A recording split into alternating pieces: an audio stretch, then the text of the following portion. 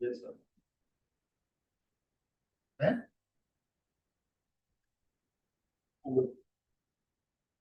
Yeah, nothing but I will share. Yes, sir.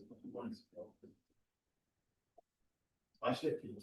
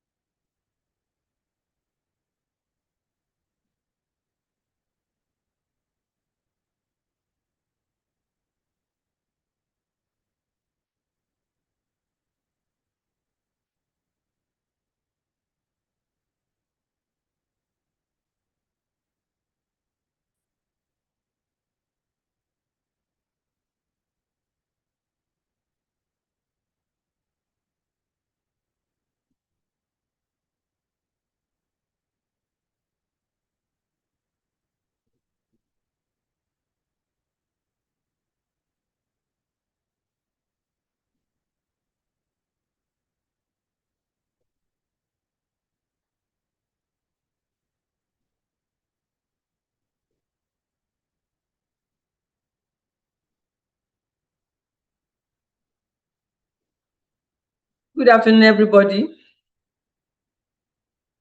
You are all welcome to another session of a CSC 221.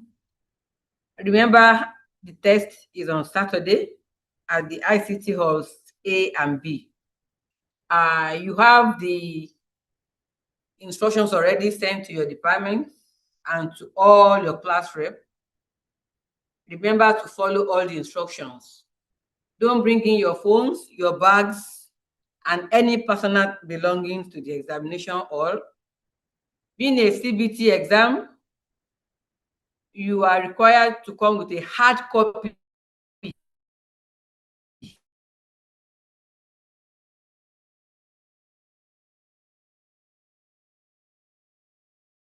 a unit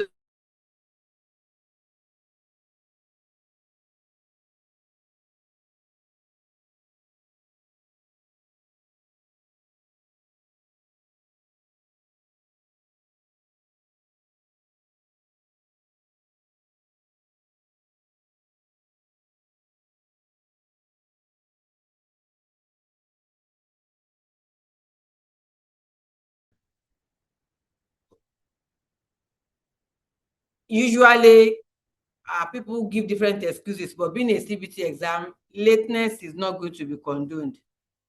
So for this aspect of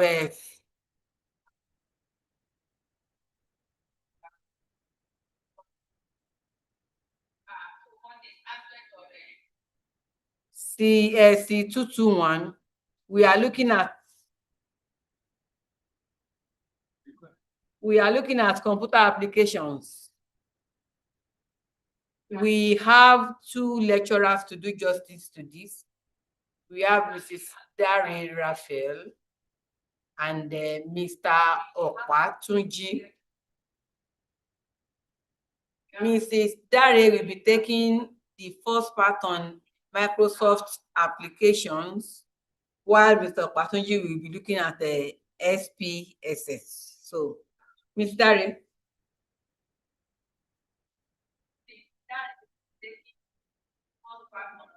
Microsoft application.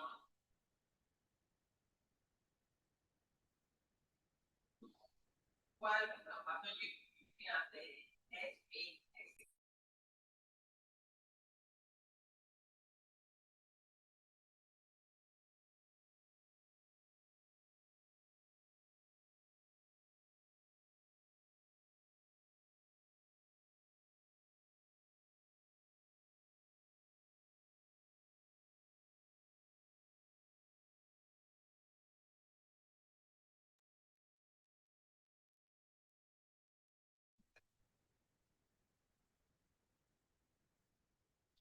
Good afternoon, everyone. You are welcome to class. Tell a friend to tell another friend that class has started. So we'll be looking into MS applications, Word, Excel, and PowerPoint. So we'll be taking MS Word as the first MS application. Now, when we are talking about MS Word, it's a word processor developed by Microsoft, and it has advanced features which allows creation, formatting, and editing of files, documents in the best possible way. Now, when we are talking about Microsoft Word, it is used to do whatsoever you like to your text, to your document. It's a word processor. All right, for you to open a Microsoft Word on your system, you know it's an application software. We are talking about application software. It has a specific thing it does. So what is an application software that processes your word? On your computer, what you need to do if you are using Windows is to click on the Start button icon. You type Word, then you click on Microsoft Word or Word, depending on the type of version that you have installed on your system. If you are using Mac, you go to Finder, you click on Application, then you are going to click on Microsoft Word. Now, when your Microsoft Word opens, it usually brings out a start screen as shown in this figure. Now, for you to go further, to open a Microsoft Word, you have to click on that blank document. That blank document is usually the biggest white rectangle with a plus sign. So after clicking on it, you are brought to the interface of your Microsoft Word.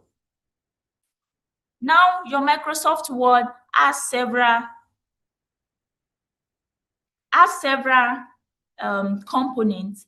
Now, one of such is what we call the ribbon, MS ribbon. Now, looking at this is what we call the ribbon. Ribbon consists of different tabs, such as File tab. This is the File tab. We have the Home tab. We have Insert. We have Draw. We have Design, Layout, References, Mailings, Review, View. This interface can differ based on the type of Microsoft Word version that you have installed. Now, the File tab is a special tab that contains several things such as saving option, open option, print option, and several other options. Your Home tab is used most time for formatting your text, maybe using font or using paragraph or clipboard. We have the Insert. This is commonly used. This makes your document to be so interactive as you use it to insert things like pictures, tables, header, shape, multimedia. And also we have the design tab. This consists of documents, themes, colors, fonts, and others. We have the layout, which consists of margins, orientation, whether you want your paper to be in landscape or portrait. It has columns, then it has line spacing to be able to distribute evenly your space on your document. We have reference, which consists of table of contents for easy navigation in your document. We have footnotes, we have citation, like maybe you are writing a report document, a report paper. This helps you to be able to cite well and give the full reference. Now we also have mailings. Peradventure you want to send the same content of a particular letter to several recipients. This mailing is made available to be able to do that, such that you are able to send the same content to different people without rewriting the document over and over again. We have the review, which consists of spelling, comment, track changes. There you can have access to the dictionary to be able to help make your document better. Now we have what we call text formatting. Text formatting Microsoft Word means changing how your text looks. You can decide that you want your text to be bigger, you want your text to be slant, okay, you want your text to be Roman, to be written in a particular font type, you want your text to have a particular color. All these formattings are done in text formatting, and this is located in the Home tab. Now we talked about the Home tab earlier. This is the Home tab. So all thing you want to do on your text, maybe you want it to be bold. This is B for bold, I for italics, U for underline, ABC, strike through. Maybe you want to use subscript, superscript, and others. So this is what we call the font group. You can see fonts. This is what we call the font group. And so we also have the paragraph group. All right, moving forward, the font group, as earlier stated, contains bold, italics, underline, font size, font type, font color, and others. We also have the paragraph group. Now, this paragraph deals most especially with your spacing. You know, you can't just write your word, your document, and they are clustered together. This paragraph group help you to space your document perfectly and evenly. You also have the alignment, how you want your document to be. Like, take for example, you have the left alignment to move your document, the text in your document to the left. You have center if you want it to be centered. Like when you want to put headings, you can decide that you want to centralize it. You have the right alignment, you have the justify, such that all are having the same end. Okay, you can also have paragraph. Maybe you want it to be single line spacing or double line spacing. All this can be done in paragraph group, and they help your text to look better and more presentable. Now, talking about the Insert tab, we've talked briefly about it earlier. Insert tab in Microsoft is frequently used to add multimedia, to add tables, to add pictures to your document. It is especially important when creating presentation style. You know, we humans, we are audiovisual beings. Now, when you want to make the visual aspects to be appreciated, you use the Insert tab to insert a lot of multimedia. Now, this is the Insert tab. You can see that we have the pages group, we have the tables group, illustration groups, headings group, media, links, comments, header and footer, and all. So now you can decide that you want to make a data presentation in table. You need to go to the insert and click on table. If you want to include maybe a picture, whichever the format it is, whether in PNG or maybe in JPG or whatever, you go to this pictures under illustration group. So you can decide that you want to work online, you use the online picture. You can use shapes. We have several shapes. Like now, there was a part of the course that talked about flowchart. When you want to access those flowchart shapes, you go to this shape. When you click the drop down, you'll be able to access the shape. So this Insert tab is very, very interesting when you work with it and you play with it. Now, inserting data table, this is just an illustration of how you can insert a table. You go to the table under the table group. When you click on it, it will bring suggestions. You can decide that you want to draw your table. You can decide that you want to insert your table, putting in the specific columns, number of columns and number of rows that you want. So now this is a 5x8 table. We have 1, 2, 3, 4, 5, 6, 7, 8. Then we have 1, 2, 3, 4, 5. So it's a 5x8 table. All right. So after you have maybe created a particular file, saving your file comes in different ways. You can decide that, okay, you want to use the File tab to save your file. Once you click on the File tab, this File tab, once you click on it, it brings out this interface.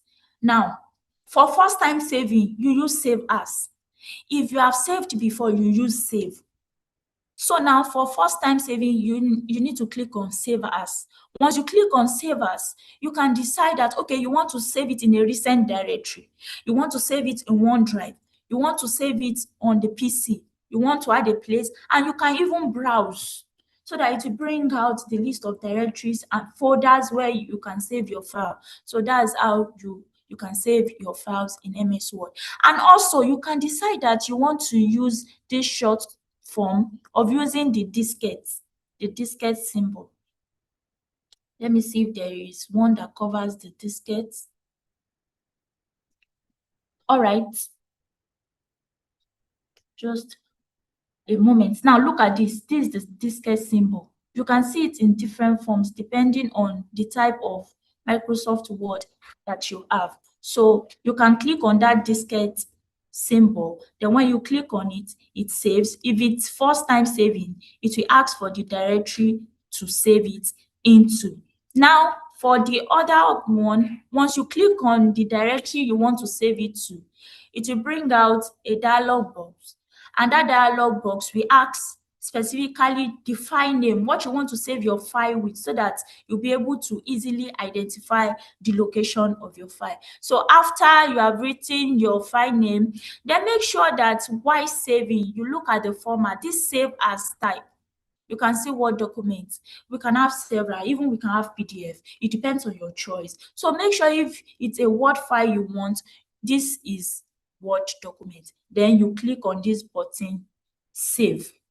When you click on it, you have saved your file. All right, now closing your MS Word window, you can decide to, after saving your work, it's very, very important to close your MS window. You can use the cross sign at the top right side of the window, this X sign. When you click on it, it closes the entire windows. You can also decide that you want to go through the file. Once you click on the file, once you click on the file, it will bring out some options, and one of the options is close. One of the options is close. You can decide to click on that to close your work. All right, this is close. So we have different ways of doing that. The difference is just that this close that you access through the file will close your immediate window, but this close using this cross sign will close the general window. Now, if you have not saved your file, it will bring out a prompt box asking you, do you want to save your file? You can click on, before closing it, you can click on yes, you can click on no, you can click on cancel. It depends on what you want, but it will always remind you, always bring an alert box that if you have not saved, you need to save. All right, so now features of MS Word. MS Word has several features such as user-friendly interface. Now, when you're talking about user-friendly, that means you're able to interact with it. It's very easy for you to interact with it and easily navigate through. The formatting are so wonderful. They are top-notch. The template, you can decide that, okay, you're not creating a blank document. You want to use a ready-made template. Now, most of Microsoft Word, they normally have templates for CVs. You don't need to start writing CV from scratch. So now these things, it's when you maneuver your way around them, when you work with them, that you see the beauty of all these applications. You have review and commenting, spelling and grammar check, table of contents for easy navigation, search and replace. Like maybe you have written a particular document, you have maybe close to 2,000 words, and there's a particular word that you want to replace. What you need to do is just search and replace. Then you can just click on replace all, and it will replace all the entries that you have for that word. So it's very easy for you to use. Uses of MS Word. You know, MS Word is a word processor, so it's majorly used for carrying out some processing on your word, on text, combination of text. So we have document creation and editing, academic assignment, business report, anything that deals with you creating a document and editing it is done conveniently using a word processor, or one of which is the MS Word. All right. So moving forward, we have another application called the MS Excel. Now, Excel is a spreadsheet application that is also published by Microsoft. Now, some of you are like, why is it that Microsoft? Now we have Office Suite. This Office Suite has a lot of application, such as the Word, the Excel, PowerPoint. You have your OneNote. You have several applications on them. So another one is MS Excel, and it's an important application that is used to record, analyze numerical and statistical data. That is why if some people want to prepare a financial report or maybe a budget, they use MS Excel because it is most convenient for numerical and statistical data. You can use it to easily present your numerical and statistical data. Unlike word processor, such as MS Word, Excel will help you to analyze and even help you to visualize every of your numerical and statistical data. So an Excel spreadsheet, this is an Excel spreadsheet. This is a spreadsheet. This is a spreadsheet. Now, it consists of rows and columns. All this. You know, if peradventure, maybe when you were much younger, you use this notebook 2B, you see that this looks like 2B notes. See all these boxes. See all these boxes. The combination of all this is spreadsheet. So these are cells. So now when you want to open and create a new Excel file, all you need to do, just like Word, you click on Start, you type Excel in your search bar, then you click on the Excel, because it will bring it out as an app. When it has been fully loaded and you click on your blank workbook, it brings you to this interface. So when you come to this interface, you will see that this is also having some similar things when you compare with MS Word. But because this is used for analysis of statistical and numerical data, you will see that there are differences in them. Now, Excel consists of rows and columns. It's a spreadsheet that consists of rows and columns. Column is a vertical line of cell that runs from top to bottom. Now, when you are talking about column, it is a vertical line that runs from top to bottom. So looking at this, top to bottom, these are columns. These are columns. They run from top to bottom, from top to bottom, from top to bottom. All right. So we also have what we call row. Row is a horizontal line of cells that runs from left to right across the worksheet. Alphabetical letters are usually assigned to columns. Now, columns are represented using alphabetical representation. You know, we said they run from top to down. So all these columns, this column A, this column B, this column C, this column D, and it goes for others. Now these rows, they are represented using numbers. So this is row 1, row 2, row 3, row 4, row 5, row 6, row 7, and it goes on and on like that. Now, the point of intersection of a column and a row is called a cell. You can visualize this better here. That is where they come together, where a row comes together with a column is called a cell. So this box is an intersection of C colon and fourth row. So this is a cell. This is a cell. So each of the box that you can find on a spreadsheet is known as a cell. Is known as what? A cell. Now, before we move further, we'll be calling the attendance code 1. So listen attentively, everyone. Attendance code 1. YN MX9. YN MX9. Y as in yam, N as in nose, M as in mouth, X as in X-ray. Then you have the number 9. Did you all get that?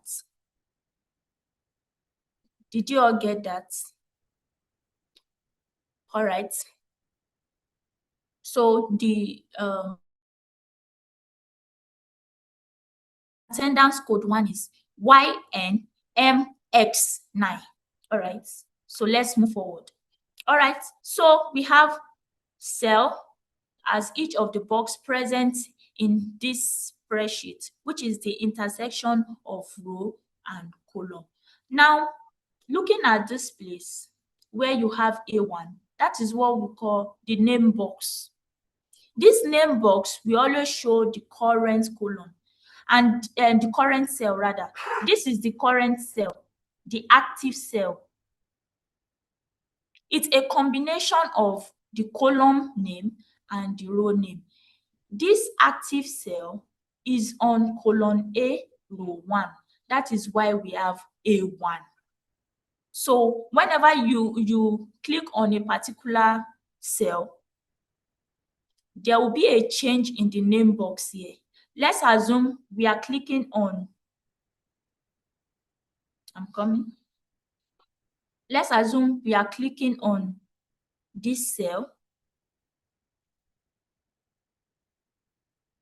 So this cell on the name box will be what? Will be D5.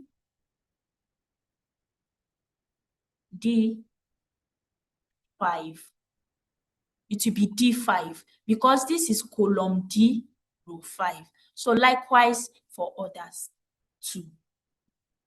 Now this shows most of the components of Excel.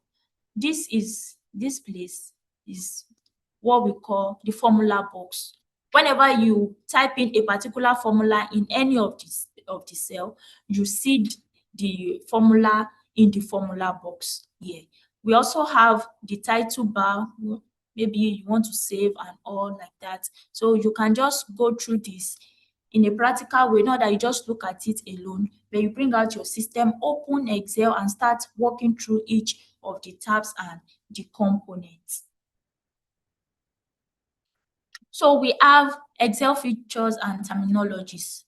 Number 1 is cell. We have talked about that earlier. Is the intersection of row and column, and it is the basic unit in a worksheet. Knowing that a worksheet is a combination of several rows and columns, just as cell is a unit of life. Cell here in Excel is the basic unit in a worksheet. We have what we call worksheet. This is an individual spreadsheet within a workbook. So we always have worksheet in workbook. Worksheet is just like a page in a workbook. Now, looking at this sheet 1 is a worksheet, but the whole of this file, these rows, column, and cell is a workbook. This is a sheet 1, sheet 2, sheet 3. So this one, sheet 1 is a spreadsheet, a page on a workbook. Sheet 2 is also a spreadsheet, another page on the workbook. Sheet 3 is also another spreadsheet, worksheet rather, and on a workbook. So the combination of these three in these rows, columns, and cells is what we call workbook. So this worksheet is just like a page, individual spreadsheet, but a workbook is the file itself, the combination of all these worksheets. And a workbook can be just a worksheet or more than one worksheet. So we also have range. This is a selection of 2 or more cells. Now, when you start writing formulas, or you start using functions on your Excel, you will come across range. Now, looking at this formula definition, this colon is giving a range. That is, it's picking the content from cell A1 to cell A5. So that means the components will be A1, A2, A3, A4, and A5. So a range will select 2 or more cells. Now, we also have what we call formula. This is an expression used to perform calculation. We all know that we have formulas. Like maybe, let's take for instance, you're a physics student. You can say that, okay, work done is force times distance. That's a formula. So now we have an arithmetic formula here, which is sum. You can have sum, which is for addition. So this is talking about we adding from cell A1 to A5. So that means if the content of A1 is 2, content of A2 is 3, content of A3 is 4, content of A5 is 5, you are going to add all of them together. So that will be, you add 2, you add 3, you add 4, you add 5. Now we also have function. Functions are predefined formulas in Excel that perform specific calculations such as sum, average, count, VLOOKUP. Some of you are programmers, or most of you are programmers, and you write functions. Functions always make work easier, faster, and avoid repetition. Now, function will be able to help you to ease your calculations. Not that you will now start writing, maybe you want to add, like take for instance this formula. You want to add, you're not saying that A1 plus A2 plus A3 plus A4 plus A5 when you can use sum, SUM, sum. So it's very easy for you to use function. It saves your time and it reduces error, because while adding, you might make mistake while using the operators. All right, so we have other functions like average, like count, and we also have VLOOKUP. Where are you? All right, we also have what we call the pivot table. It's a powerful feature that summarizes large data sets, making it easy to sort, fit, and analyze information. Now, pivot tables, they are very easy for your data analysis. They are different from normal table in that this pivot table helps you to analyze your data automatically. This pivot table helps to be able to translate even your data into visuals.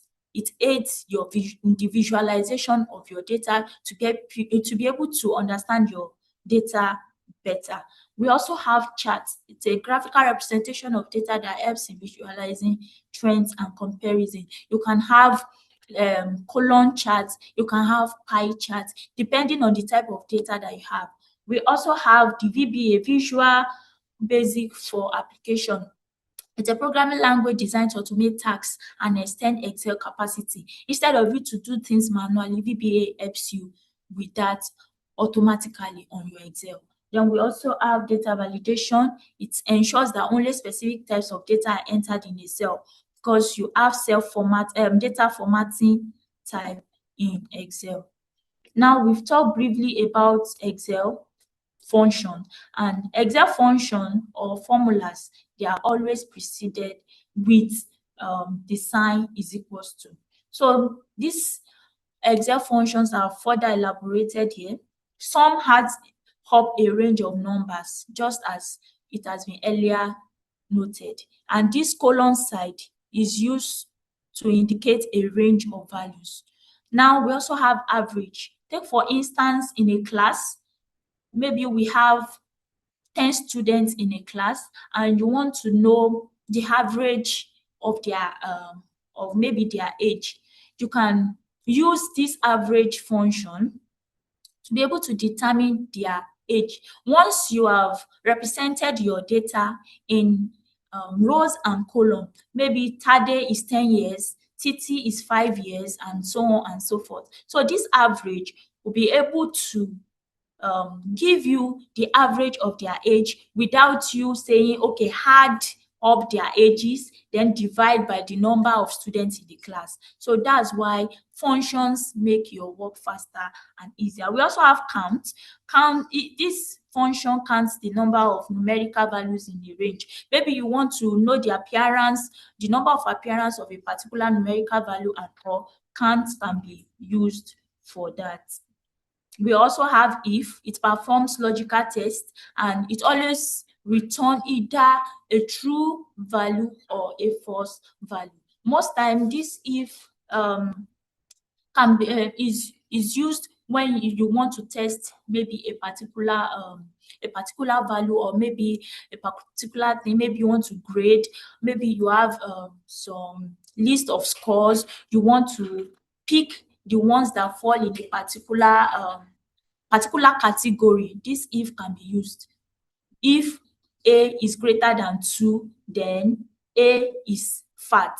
If else, the other part will be else. So if you're not defining for the second side, then it automatically takes it as maybe something else apart from fat. So if you define it as, okay, if A is less than 2, then A is 10. So it takes in that value.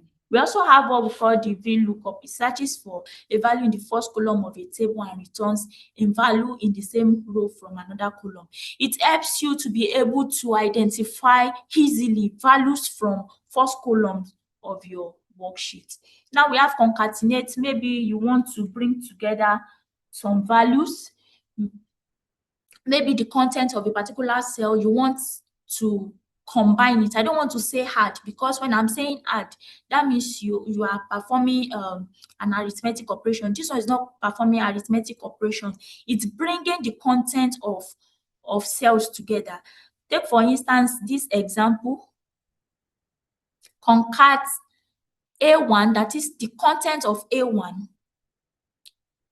Combine it together with, you see this is open and close quotation. This signifies space. Then combine it with the content of B1. So let's assume the content of A1 is boy and the content of B1 is 2. Then the value of this will be boy space 2. It has concatenated it. Has brought it together. Because these two now, it has seen it as a string, so it brings them together, boy space 2. Now we also have another function, maximum. It finds the largest value in a range. So if you have a range of numbers, now maybe you are performing a statistical analysis and you are looking for the largest value in a particular set of number, you can use max and it will return the value of the largest number. Now we have the mean for minimum. It also finds the smallest value in a range. Take for instance, maybe in a class you have like 10,000 students and you want to know the one that has the lowest age.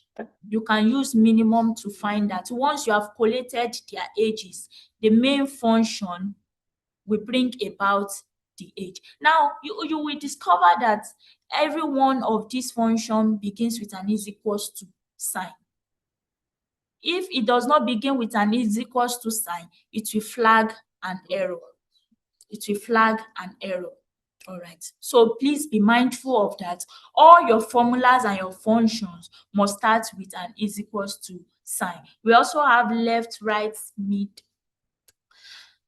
the extra specific part of a text string. Now, all this, for you to see the beauty, please, you have to work with them. Now, we have basic operators in Excel. We have the arithmetic operator. We have the comparison operator. We have the text concatenation operator, and we have the reference operator. Now, the arithmetic operator consists of addition, it consists of subtraction, multiplication, division, exponential, and percentage. Now, addition operator is used to add two or more values in a worksheet. This example says A1 plus B1. So if the content of A1 is 2 and the content of B1 is 3, so normal maths, that will be 2 plus 3, that will be equals to 5. So that's what addition will do. Now, the subtraction operator is used to find the difference between two values. Take, for example, this A1 minus B1. So this A1 is 5, let's assume. Then this B1 is 1 minus. This will bring about value of 4. So that's the subtraction operator. We also have the multiplication operator. It is used to multiply values in different cells, just like the normal multiplication operator. When you take your calculator and you say 5 times 3, it gives you 15. So if the content of A1 is 5 and the content of B1 is 3, to give you 15. Division operator is used to divide one value by another. So we use this slash.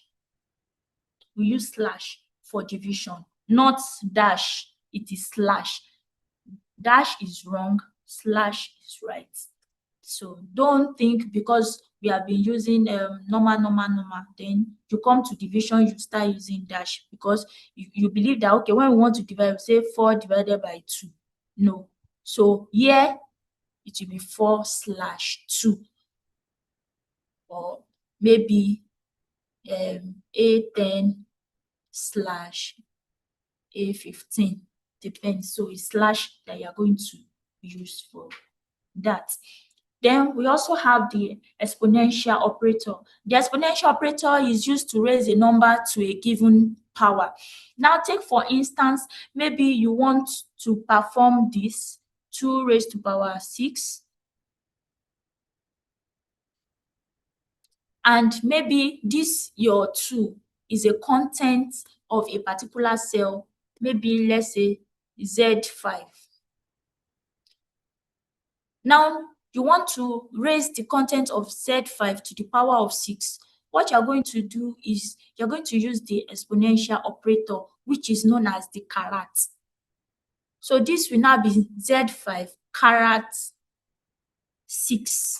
So it sees the content, it sees this as the content of Z5 raised to the power of 6. So if the content of Z5 is 2, it interprets it as 2 raised to power of 6. So, and it gives you the answer correctly. Now we also have percent. So, the percent operator is used to represent a value as a fraction of 100. It is useful in calculating discounts. Now, this example shows A1 asterisk 10%. Now, we have two arithmetic operators here. We have the multiplication operator here, and we also have the percent operator. Now, this 10% using percent operator is seen as 10 divided by 100. So this is seen as 0.1. So it's like you are taking a 0.1 of A1. So if the content of A1 is 2, so this is seen it as 2 times 0.1, and that is 0.2. So when you do that practically, you see the beauty of it. We have comparison operators. These are used to compare two values and return logical results such as true or false. Comparison operators include equals to, greater than, less than, greater than or equals to, less than or equals to, greater than. Now, if you have, for example, this first one, A1 greater than B1, if the content of A1 is 2 and the content of B1 is 3, now this will be seen as 2 greater than 3. Is 2 greater than 3? No. So the value it will give in that cell will be false. So that's it. That's comparison operator. We also have the test concatenation operator. Now, if you don't want to use what's the name? The function concat. We've talked about that earlier. You can decide that you want to use the operator itself, which is ampersand. So this ampersand is also working like the concat operator, the concat function rather. So this, for example, A1 ampersand space ampersand B1, that is, I want you to combine the content of A1 together with a space together with B1. All right. Now we also have the reference operators. Reference operators are used to combine or specify cell reference in a worksheet. We have several reference operators like colon. We have comma. We have space. We have pant. The hash symbol. Now this colon, is used for selecting continuous range of cells, like we said earlier. Comma is used for combining multiple non-adjacent cell reference. Now, let's take, for instance, you want to pick different cells and they are not in the same, they are not adjacent, they are not on the same line. So you can use a comma to select each one of them. So this A1, comma C1, comma E1, you are selecting the content of A1, selecting the content of C1, selecting the content of E1. So we also have space, which is for referencing cells common to two range. You have a particular range, this first range, and you want to combine it with another range. You use what we call the space, which is a reference operator. We also have pand. Let's assume you are working and you enter into a particular error. Most time you will see this pand coming in your cell. And also, if peradventure while you were working, the space of the cell is too small to contain the value, this pand cell will also show up. So this pand indicates a particular error, whether spacing error or maybe entry error. So they are useful for several things depending on the particular thing you want to use them for. Uses of MS Excel, like we've said, it is majorly used for numerical representation, validation, analysis, whatever you want to do on numerical and statistical data. We have data entry and storage, data calculation, charting, and data visualization. Like now, you always see people tendering budgets, financial reports. They use this Microsoft Excel to achieve that easily. It's also used for reporting and documentation. Can also use it for decision support. Another application that we'll be talking about is the MS PowerPoint. This is an application software that is designed by Microsoft for making presentation. Now, these slides that you're looking at is a presentation. So this was also done on a PowerPoint. It was done on a PowerPoint. So MS PowerPoint is used to organize presentation, to make them visually pleasant and attractive. Like I said, we are audiovisual beings. When we see something, maybe they want to tell us A for apple. When they write A for apple and they also put the picture of apple, it helps our understanding. So in order to make it interactive, make it interesting, PowerPoint is there to deliver that for us. So PowerPoint gives the opportunity for text, for graphics, for multimedia objects, animation. There are times like now, if you look at all these movie maker, they use PowerPoint for so many transitioning. Especially there was a time someone was learning PowerPoint, and the person was showing me some transition that they used in films, in movies then. So I was like, wow, so this PowerPoint is very interesting like this. So they help you to present information in a more effective way, and it is utilized for creation of slideshow of valuable information through several audiovisual representation. This is a typical PowerPoint interface, and looking at this interface, you will see that We have several tabs too on the ribbon. Now this interface is saying click to add title, click to add subtitle. You can decide that, okay, you want it to be just text. You can bring it together with picture. It has several slide theme that you can choose. This one that I've used is just a slide theme. There are several other slide themes. Once you go through these applications, you'll be able to see the different ways and they can be used and their applications. Now, if you want to add text in PowerPoint, starting on PowerPoint, you want to add text, maybe it's text you want to add, you can just go to Insert, go to Text, then go to Text box. And if you don't want to go through that, you can decide that, okay, you want to go through the shapes. Then once you click on that shape, once you drag it, it will bring a box. When it brings a box, you start typing. When you start typing, you can do whatever you like to that text. So this one now, this is a particular theme. This is a particular theme. These are the slides. This slide 1, slide 2, slide 3. These are the slide panel. So you have a lot of interactive things and interesting things. You can decide that, okay, you want to go on this design. You want to change how it looks. You want to do transitioning. Maybe you want it to go to the next page using a particular transitioning effect. You want to animate it. Maybe you want it to fly up. You want it to turn around. And all those slideshow, maybe you want to show everything you have done in full screen from the beginning to the end. So this PowerPoint application software is very useful and very interactive when you want to make presentation. We have several terminologies and features in PowerPoint. Now, what we're talking about presentation, this is a PowerPoint file that contains all slides and related content. So this now, the whole of this is a presentation. And this presentation contains slides. That's why when you want to go for a presentation, they will be like, submit your presentation slide.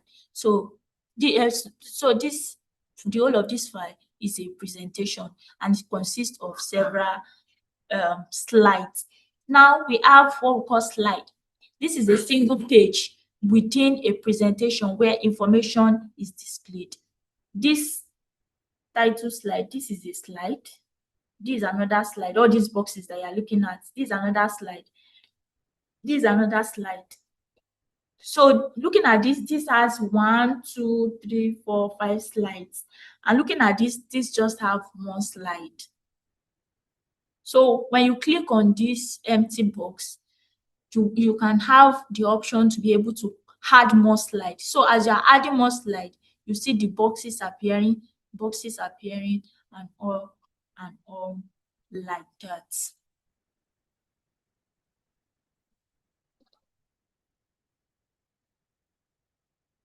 All right. So moving forward, we also have slide layout. It's a predefined arrangement that determines where titles, text, and objects are placed on a slide. Like I said earlier, you can decide that, okay, you want it to be all text. Okay, you want your text to be here and picture to be here. You can decide that, okay, you want a particular video to be embedded. So it depends on the slide layout, how you want it to be. So you can just you can just run through each of them as you are looking at each of the tab, you are working on them, you will see the beauty of this presentation application. So PowerPoint also has the chart and tables that you can use to visualize your data. You can decide that, okay, you want to use a pie chart, you want to use maybe a column chart, you want to use a line chart. It depends on the type of data that you have. Even it will suggest to you when you want to click on your chart, and you can do that through the insert. You'll be able to insert your chart. You have animation, slide transition, and all. So we have what we call, okay, so you can just run through the PowerPoint terminologies and features. As you're looking at them, you start clicking them one by one on your app. Okay, that's It good. helps you to gain practical experience and understand what you are doing exactly. Now we have uses of MS PowerPoint. Normally the basis is presentation. Maybe you want to pitch a particular idea using maybe visual representation or